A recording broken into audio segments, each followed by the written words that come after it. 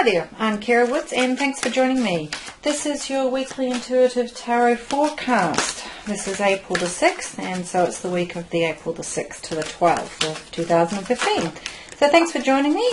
Just giving the cards a bit of a shuffle here. I'm going to draw 3 cards for the week. Okay, so what have we got? First one we're drawing, here we go, is the Queen of Wands.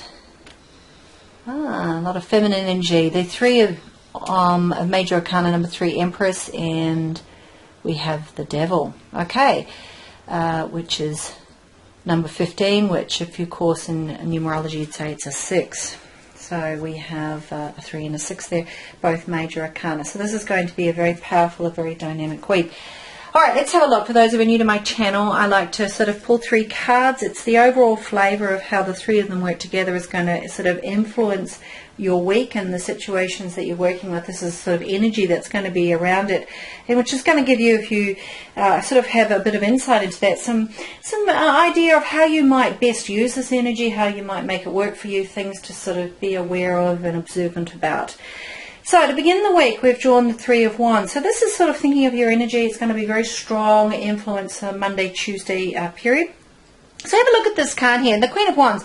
Remember, being a court card, this can be an aspect of your own personality that shines in a particular moment, or that you draw upon from within yourself, or there's something that you perhaps then aspire towards, and therefore you draw it or find it or seek it or attract it through another person in your life. But either way, the energy of the Queen of Wands, you know, look at her, very regal, very powerful woman. It's definitely the feminine side of the element fire that is here in play. And so think of certain aspects like it's definitely strong creativity, it's powerful ability to get things done. You know, when the Queen of Wands is around, she's very creatively energetic.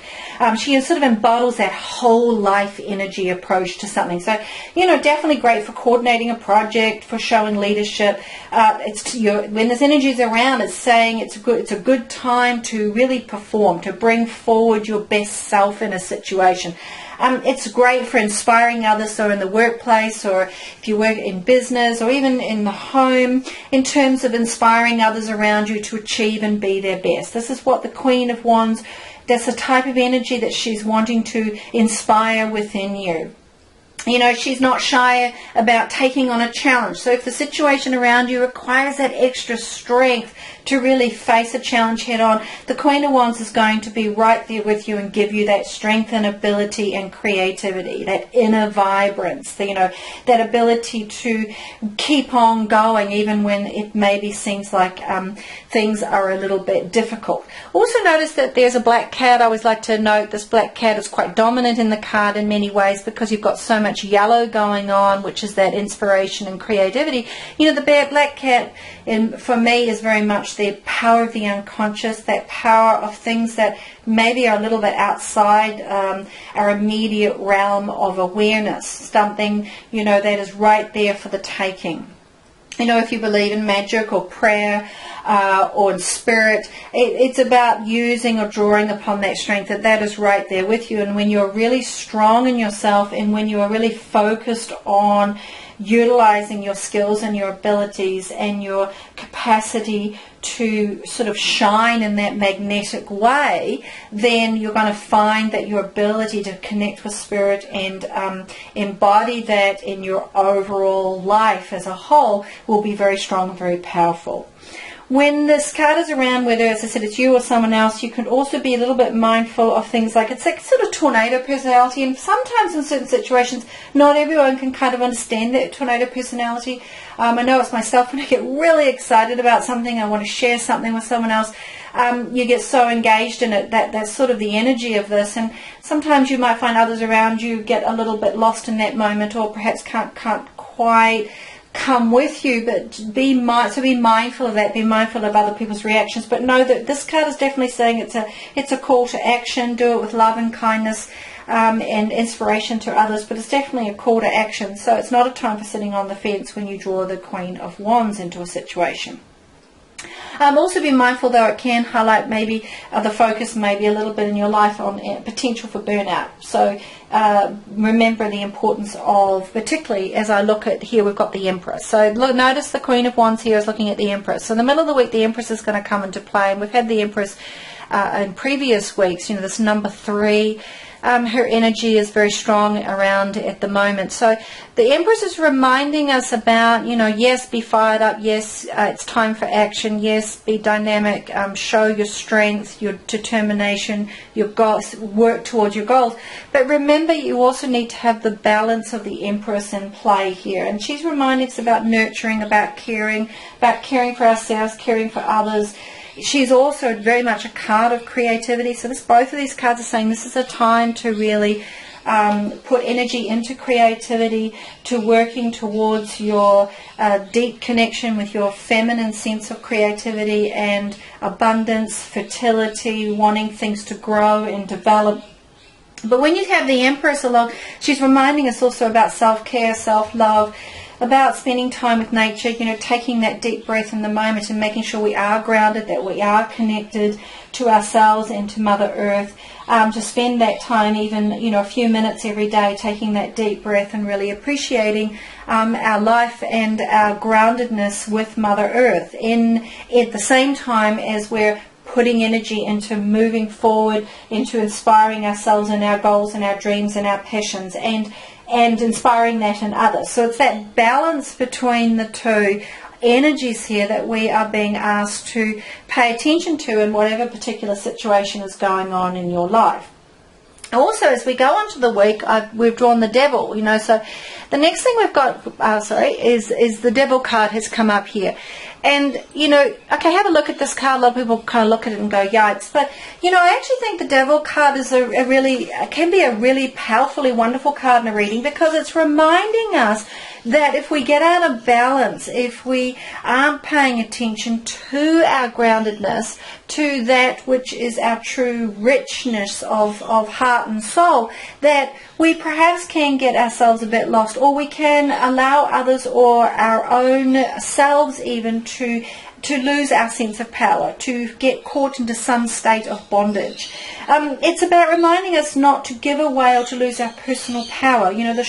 It's getting stuck in the do's and the don'ts, or the shoulds or the should nots, that sort of mindset that we can all do. And as I look at this card, I think, here you're being drawn to really go for the things that you are creatively inspired to follow, to nurture that, to let things grow, to let things change, to go for your feminine creative self. And here we've popped up the Devil, which is quite a masculine card.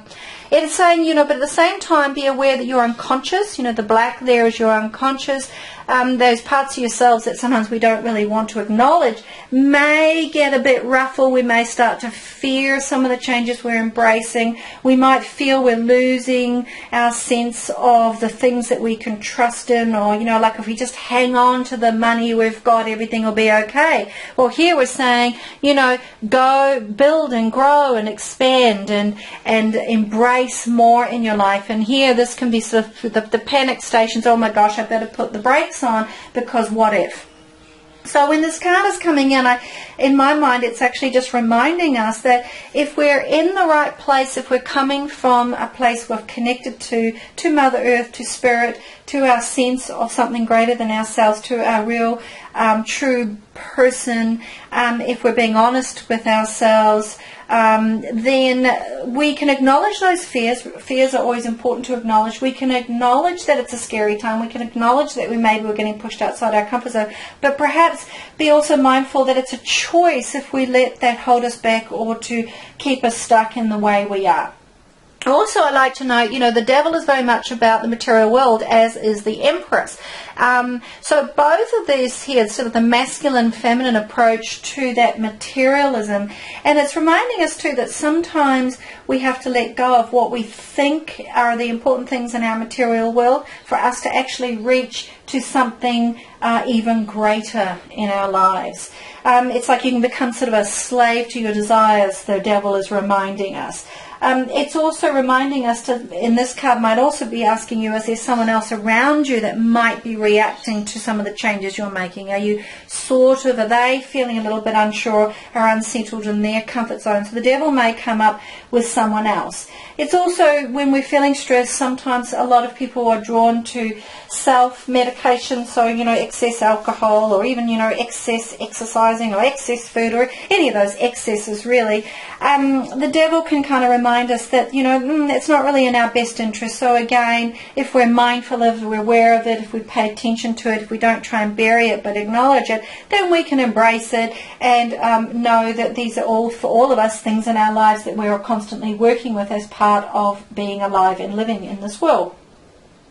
So that's sort of, this week, I think it's a very dynamic week, and it's definitely going to challenge us all in very different ways, but whatever's going on in your life, there's a lot of positivity towards staying focused on what is true and real for you, caring for yourself, loving yourself, love and care and compassion and kindness for others. Be aware that maybe others may not necessarily be in the same place as we are all the time, and therefore they might be feeling a little bit unsure. Where are we being held back or stuck?